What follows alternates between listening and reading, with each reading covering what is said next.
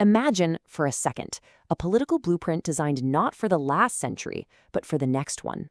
An ideology built on one single, really powerful idea. You either adapt or you perish.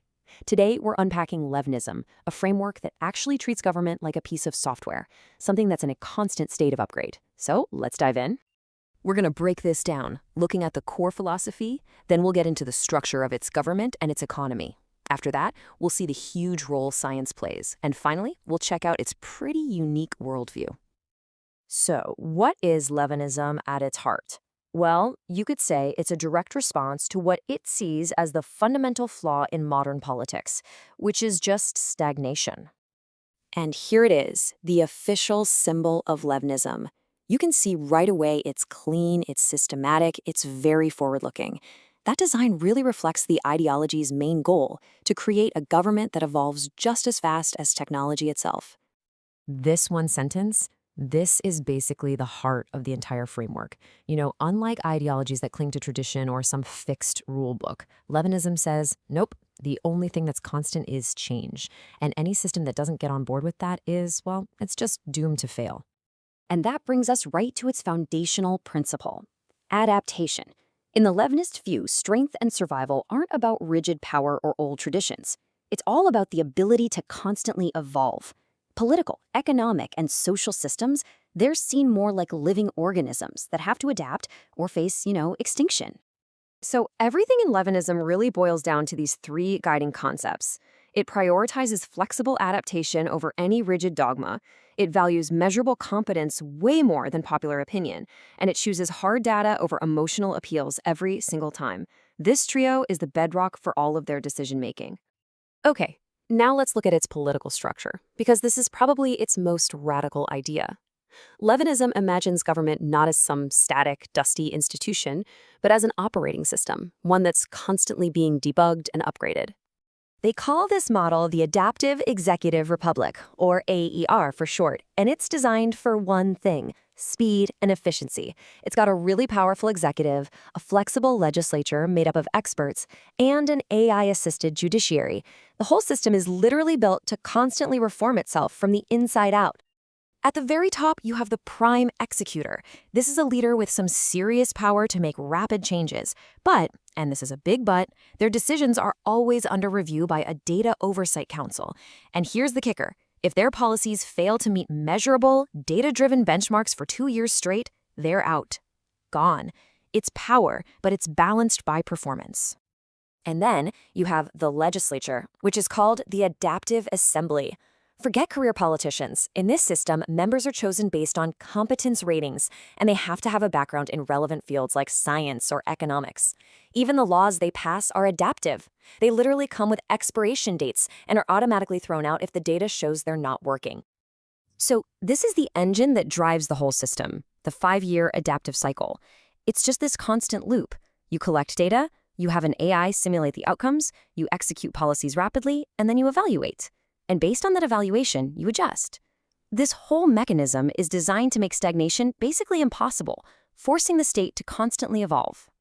Okay, so how does this philosophy work with the economy? Well, Levinism kind of rejects that old-school choice between pure capitalism and pure socialism.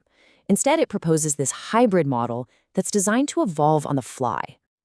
And this quote right here, it nails the core economic goal. It's not just about being stable, it's about being anti-fragile.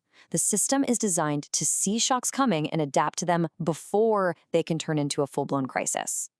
It's called the dynamic market system, or DMS. The best way to think about it is an economy with a nervous system. Key things like taxes and industry support, they aren't fixed by rigid laws. They adjust automatically based on a constant stream of performance data. So you get the energy of a free market, but with this layer of data-driven state guidance. This chart really puts it all into perspective. You see, where democracy gets its authority from the popular vote and socialism gets it from party ideology, Levinism's authority comes from measured competence and hard data. Its pace of change is rapid, not slow, and its policies are based on real-time performance, not public opinion or some fixed doctrine. All right, this brings us to what might be the most crucial element of all. In Levnism, science isn't just some tool you use for progress. No, it's the very foundation of the state itself. I mean, just think about that statement for a second. It's pretty profound. It's suggesting that the best, most legitimate way to govern is through the principles of the scientific method. You observe, you experiment, and you make decisions based on evidence. Politics basically becomes a branch of applied science. And artificial intelligence is the central nervous system that makes all this possible. It's woven into every single core function. You've got a policy AI that simulates the impact of new laws before they're even passed. An economic AI forecasts market shifts. A judicial AI doesn't replace judges, but it assists them, finding precedents and flagging potential biases. And maybe the wildest of all, a citizen AI that gives personalized education and career guidance to every single person. So how does a state built entirely on data and adaptation deal with the rest of the world? Well, its foreign policy is exactly what you'd expect, a direct extension of its core principles, just cold, calculated pragmatism. And this quote? It pretty much throws centuries of traditional diplomacy right out the window. Leninism completely rejects the idea of fixed alliances or ideological blocks. In a world that's always changing, your loyalty isn't to another country. It's to the principle of adaptation itself.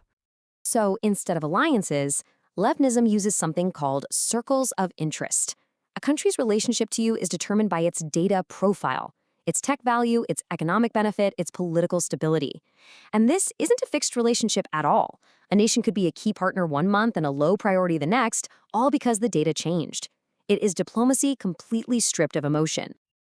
So it probably won't surprise you to hear that conventional warfare is seen as the ultimate failure, just a clumsy, inefficient relic of the past.